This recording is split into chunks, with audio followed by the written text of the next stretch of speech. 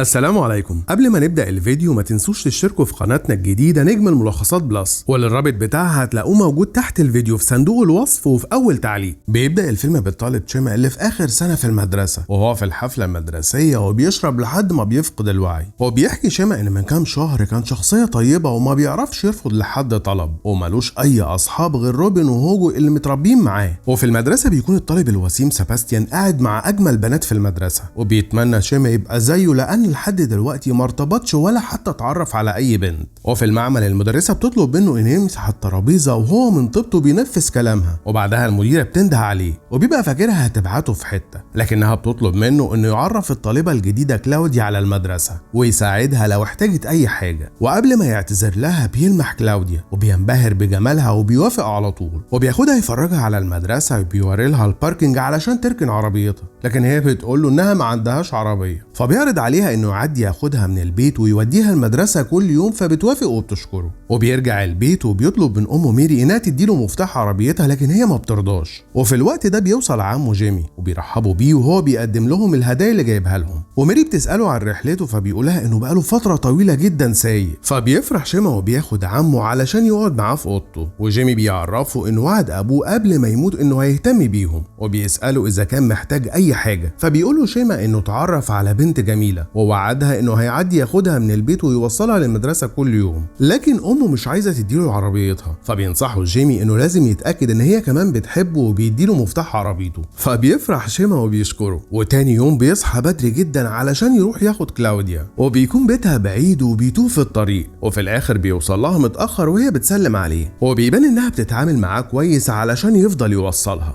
تطلب منه انها تشرب قهوه وما بيكونش في طريقه غير كافيه واحد وغالي، فبيعزمها وهو متضايق. وبتشغل كلاوديا اغاني وبيكون واضح ان ذوقها مختلف عن ذوق شيما. وبيوصلوا المدرسه وبيعرفها على اصحابه هوجو وروبن، وكل الطلاب بيبصوا على كلاوديا وبيكونوا مبهورين بجمالها ومستغربين انها ماشيه مع شيما اللي بيديلها كشكول جديد علشان تكتب فيه. وبنلاحظ ان زميلته إيلي بتبص عليه وغيرانه لانها بتحبه بس هو ما يعرفش. وفي الفصل شيما بيقول لاصحابه انه بيحوش لحفله نهايه السنه وانه هياخد كلاوديا كمان معاه. وبعد الحصه إيلي بتشوفه وهو واقف قدام بوستر لمسابقه غنائيه وبتروح تتكلم معاه وبتقول له انها هتشترك فيها وبتشجعه انه يشترك هو كمان، فبيوافق. وبتوصل كلاوديا وبتسلم على إيلي بطريقه سخيفه وبتاخد شيما وبتمشي، وبتتضايق إيلي بس ما بتبينش. ولما شيما بيوصل كلاوديا لبيتها ساعتها تطلب منه انه يبقى يعدي عليها علشان يوديها لدرس اليوجا بتاعها، وهو طبعا ما بيقدرش يرفض لا تسيبه وتعرف حد تاني. وبيفضل يبص عليها وهي داخله بيتها، وفجاه بيخبط واحد ماشي بعجله. ترجع له كلاوديا علشان تطمن عليه، لكنه بيكون محرج من الموقف. وبتعدي الايام وشيما بيوصلها في كل مكان عايزه تروحه، وبيعزمها لحد ما فلوس اللي محوشها بتكون قربت تخلص. وفي يوم بيلاقيها واقفه مع سباستيان وشلته، فبيروح يقف معاهم، وسباستيان بيعزمه هو واصحابه على حفله عاملها، وطبعا بيكون عازمهم علشان كلاوديا. وبالليل بيروحوا الحفله وسباستيان بيشدها اول ما بيشوفها علشان ترقص معاه، وشيما بيكون متضايق وغيران. وهوجو بيسأله هو هيروح حفلة نهاية السنة مع مين، فبيرد عليه بانه اكيد هيروح مع كلاوديا. فبيتجننوا اصحابه عليه وبيفهموه انها ما بتحبوش وانهم مختلفين عن بعض، وبينصحوه انه يقرب من إيلي لانهم شبه بعض في حاجات كتير. وبعدها سباستيان بيسأله اذا كانت كلاوديا مرتبطة لانه معجب بيها، فبيرد شيما بانها مرتبطة بشخص وبتحبه جدا. فبيقرر سباستيان انه يبعد عنها، وشيما بيشوف كلاوديا شاربة فبياخدها وبيمشوا من الحفلة. وتاني يوم بتبقى متضايقة ان سباستيان ما كلمهاش زي ما قال لها، فبيقول لها شيما انها تستحق شخص احسن منه، فبتحضنه وبتقول له انه احسن اخ في الدنيا. وهنا بيتصدم من كلامها، وبيروح بيته وبيفطر مع امه اللي بتساله عن البنت اللي بيحبها، فبيحكي لها انه بيوديها الاماكن اللي عايزه تروحها ومهتم بيها. فبتفهمه ان كده هو السواق بتاعها مش حبيبها، وبتنصحه انه يقرب من إيلي لانها مناسبه ليه اكتر. بس هو بيعترض على كلامها وبيقول لها ان كلاوديا بتحبه بدليل انها دايما بتدلعه وبتقول له واو. وفي اللحظه دي اخته بتكون سامعاه وبتفهمه ان كلمه واو يعني الحيوان الاليف بتاعها، فبيتصدم لانه كان غبي طول الفتره اللي فاتت. وبيقرر يروح لإيلي ويقرب منها، وبيعتذر لها انه ما راحش معاها المسابقه، وبينتهز الفرصه وبيطلب منها انهم يروحوا حفله نهايه السنه سوا، وهي بتوافق. وبالليل بيقابل كلاوديا وبتشتكي له ان مفيش حد من الطلاب عرض عليها انها تروح معاه الحفله، وبتطلب منه يروح هو معاها. وساعتها شيما بينسى كل حاجه وبيوافق. وتاني يوم في المدرسه كلاوديا بتكون قاعده مع صاحبتها، وبيعرفوا منها انها انها هتروح الحفله مع شيما وبيستغربوا لانه المفروض المساعد بتاعها يعني اللي بينفذ اوامرها وبس. وواحده منهم بتنده على زميلها تيري اللي بيظبط لها المكياج بتاعها، والتانيه بتنادي على زميلها الدحيح اللي بيذاكر لها من غير ما تبذل اي مجهود. وهنا بتقتنع كلاوديا بكلامهم، وبعد المدرسه بتروح لسباستيان وبتعترف له انها معجبه بيه، وبيتفقوا انهم يروحوا للحفله سوا، وبيوصلها لحد البيت وبيطلع معاها. وفي نفس الوقت بيكون شيما مستنيها علشان يوصلها ومعاه شنطتها، والحارس بيقول له انها مشيت مع شخص تاني، فبيروح لها البيت علشان يديها شنطتها، وبيخبط لكن محدش بيفتح مع انه سامع صوتها. فبيطلع من بلكونه اوضتها وبيشوفها وهي مع سباستيان، وبيتضايق جدا. وبعدها بيروح البيت وبيحكي لعمه على اللي حصل، وان البنت اللي بيحبها طلعت بتحب واحد تاني، وبيزعل جدا لانه اتاكد انها كانت معتبراه حيوانها الاليف. وفي اللحظه دي بتتصل كلاوديا بيه وبتقول له انها هتروح الحفله مع سباستيان، فبيرد عليها بانه هو كمان هيروح مع إيلي اللي بيروح يزورها في محل الموسيقى، وبيأكد عليها ان اتفاقهم زي ما هو وانهم هيروحوا الحفله سوا. فبتعرفه انها مش ناسيه، وبتساله عن علاقته بكلاوديا، فبيقول لها انهم اصحاب ومش مرتبطين، فبتضحك وهي فرحانه. وبيجي يوم الحفله وبيجهز شيما، وبيعدي عليه اصحابه روبن وهوجو وبياخدوه علشان يروحوا الحفله. وبيدخلوا معاه إيلي وبيشوف كلاوديا وهي بترقص مع سباستيان، وبيحس انه متضايق. وإيلي بتوري له ورقه كانت كاتباها وهي صغيره وبتتمنى فيها انها تحضر حفله تخرجها معاه، فبيفرح لما بيعرف انها معجبه بيه من زمان. بتشتغل اغنيه بيحبوها فبيروحوا يرقصوا سوا، وبتكون شايفاهم كلاوديا ومتضايقه من اهتمام شيما بإيلي، فبتروح له وبتقول له انها عايزه تتكلم معاه، وللاسف بيروح معاها. وساعتها بتعترف له انها بتتضايق لما بتشوفه مع إيلي، فبيعترف لها انه بيحبها وان هي اللي رفضته، فبتتريق عليه لانه فهمها غلط لانها مش شايفاه غير انه تابع ليها، وبتضحك عليه هي وسباستيان وبيسيبوه وبيمشوا. وللاسف بتكون إيلي سمعت كل كلامهم وبتنهار، وبتقول له مادام بيحب كلاوديا ليه عزمها هي، وكذب عليها وقال لها ان هو وكلاوديا مجرد اصدقاء. وبتسيب المكان وبتمشي وهي بتعيط. وروبن وهوجو اصحابه بيتخانقوا معاه، فبيقول لهم انه مش عايز يعرفهم من النهارده، فبيسيبوا الحفله وبيمشوا. وهو بيفضل يشرب لحد ما بيفقد الوعي، وبعدها بيلاقي نفسه على سلم البيت، وعمه بيشوفه وبيساله ايه اللي حصل. فبيتعصب شيما عليه وبيقوله انه عارف انه معجب بامه